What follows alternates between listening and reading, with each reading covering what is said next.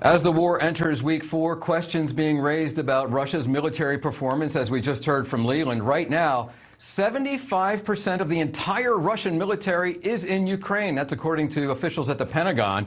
Russia has made no major advances in days. Reports indicate Russian troops are looting for food, and Russia has been asking for help from China and Belarus, reportedly bringing in mercenaries from Syria and Chechnya as well. Leading to this notable headline yesterday in Fortune magazine: if the Russian army doesn't start moving soon, it's really screwed.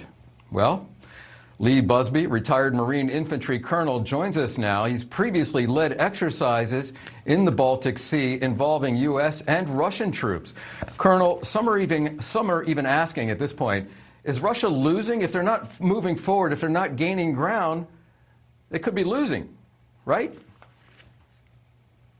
Maybe, but not necessarily. No, I have not seen any evidence from the reports that we've been privy to that the Russians are losing. I'm certainly absorbing the ones of slowdowns, but if you'll remember, when we went into Iraq, I think about the time we got to Nasiriyah, we entered into what we called an operational pause.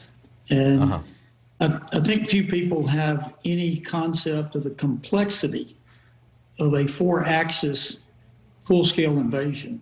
It's hard to do logistically when no one is shooting at you. It's tremendously hard when people are shooting at you. Yeah. So this could be a tactical pause. In other words, the Russian forces are regrouping, marshaling their forces, getting their supply lines in order, not only for their munitions and armaments, but to support their troops' very survival in terms of food and the things that they need. At this point, what more can Putin do if in fact, that's not what's going on? What's your take on all that? Well, I saw your bullet point just a moment before that said 75% of Russia's military is in Ukraine. If that's true, there's not a lot more than he can do.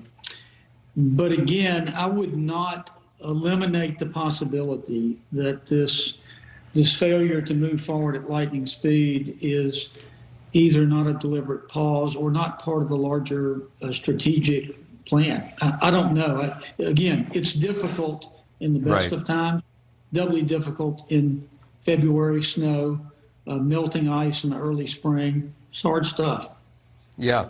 What do you make of the fact that there are long-range missiles now being launched at whether they're civilian targets or whether it's just indiscriminate bombing in these cities, in the center of these cities, that is now what Russia is doing tactically? Does that speak to any troubles they're having militarily? I know that you're saying we can't draw too many conclusions from the sort of stalemate that's happening now over the course of the last several days. It's not necessarily a sign of stalemate or inability to move forward. It may be a sign of force preservation. If you can achieve your strategic goal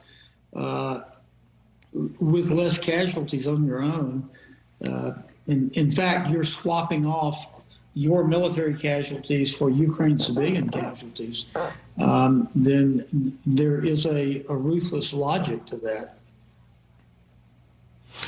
Well, Lee Busby, retired Marine infantry colonel, your perspective and your analogy to what happened in Iraq, very valuable, very instructive. Thank you, sir. Thank you for watching. Click the red subscribe button below so you can get more of NewsNation's fact-driven, unbiased coverage.